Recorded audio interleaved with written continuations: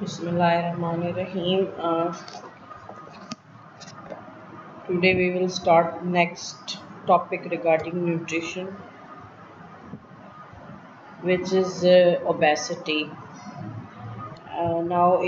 Obesity is defined as the accumulation of excess body fats, and there is excessive intake of calories and energy rather than less expenditure of energy. Obesity is you can say that obesity is accumulation of fat in the body and less expenditure of the energy in the body. And in obesity, there is also another term which is called as overweight. Overweight means that a person has uh, weight excess than the standard weight of the people of same age, sex, and race. What is the importance of obesity? Obesity can lead to other different types of diseases and damage the different types of organs like cardiovascular disorders, in which there is atherosclerosis, angina, or varicose vein, and then liver disease, which includes fatty liver, cholecystitis, and cholelithiasis, and then metabolic diseases like gout, diabetes mellitus, and more importantly, in female, it can lead to the gynecological disorders like amenorrhea and oligomenorrhea and endometrial carcinoma. Now, how can we measure or assess the obesity? There are four different uh, types to assess the obesity. First of all, is the body mass index, then anatomic differences in fat deposition, then biochemical differences in regional fat deposits, and then adipocyte size and number. We will discuss them one by one. First of all is body mass index, which is the major marker, or you can say major assessment method for obesity. If we define body mass index, then it is defined as weight in kilogram and height in meter square. Uh, that is measure of relative weight and height of the person is called as body mass index. And there is a range of body mass index for a healthy normal person. It is from 18.5 to 24.9, and then a person more than this range is called as overweight. And if it is more than 30, then the person is defined as obese, and if it is above 40, then it is considered as severely obese. Now, anatomic differences in fat deposition.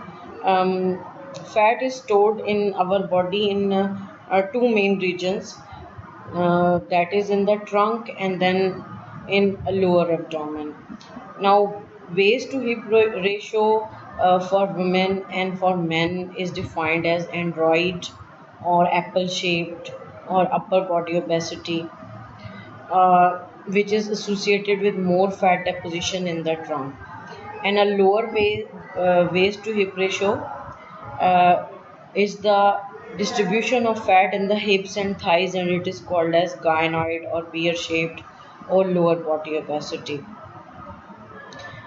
Among all this, the pear shape is more commonly found in women, and it is not as dangerous as compared to apple shaped upper body obesity. And 80 to 90% of human body fat is stored in the subcutaneous depots in the abdominal and the femoral regions of the body, and this is the dangerous fat. Excessive fat in the visceral and the abdominal subcutaneous store, if there is it is high, then it can lead to the high risk of obesity. Then biochemical differences in regional fat deposits. As you have studied in previous slide, the storages of fat in different areas of the body. Now there is the biochemical difference.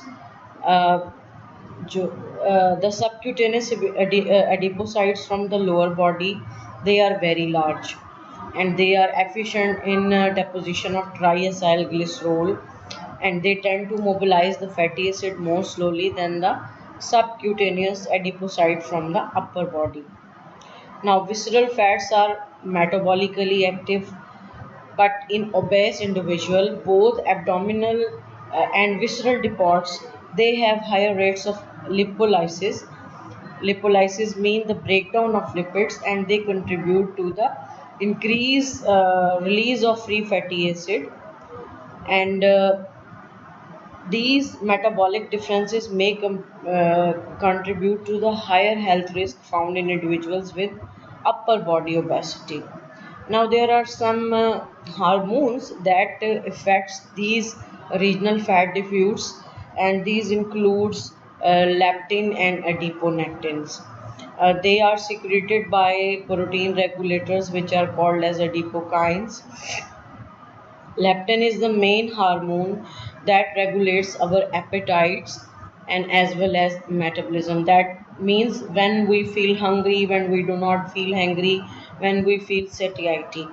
And the adiponectin reduces the free fatty acids level in the blood, and it increases the fatty acid oxidation in muscles, and it is associated with increased lipid profile and increased insulin sensitivity and better glycemic control, reduced inflammation in patient with diabetes.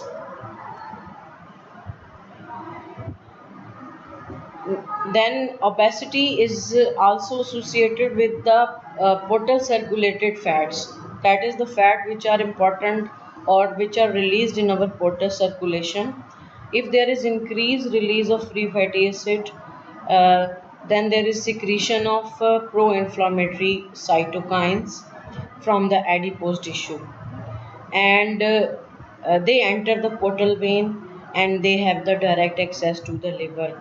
And in liver, these free fatty acids and cytokines can cause insulin resistance and increase liver synthesis of triacylglycerol, and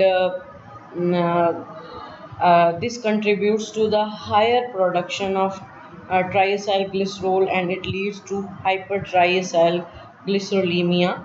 That means the TAG is more, and it is more deposits in our regional fat deposits, and it can lead to the obesity.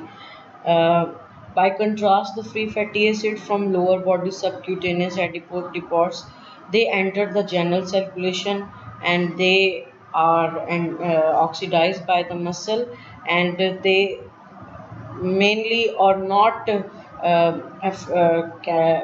you can say that mainly they cannot affect liver because they are in lower concentration in the liver. Then adipocyte size and number.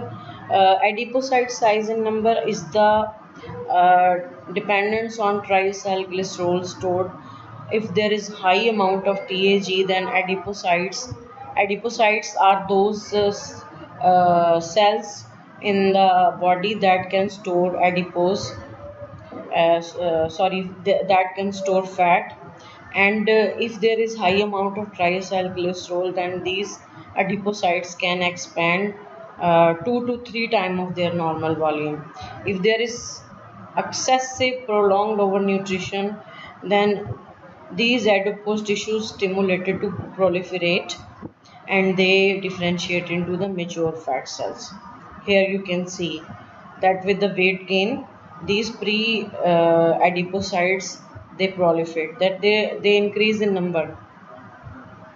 And if they are you can say that obesity is the combination of hypertrophy and hyperplasia, and if these excess calories are not stopped, uh, then they are not accommodated with adipose tissues, then this excessive fat is stored into the other tissues like muscle and liver, and this is then correlated with the insulin resistance.